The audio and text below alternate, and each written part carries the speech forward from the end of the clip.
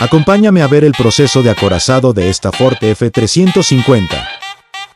El chasis venía quebrado de ambos lados y por el uso que se le da a la unidad ya se estaba pudriendo.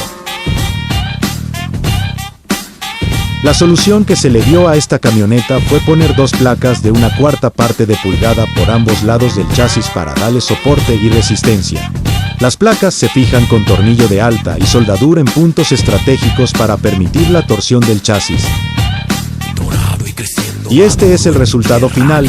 Se dio una descontaminada de chasis y sin pintura para detener la corrosión, lista para cargar su nueva carrocería y trabajar duro por más años.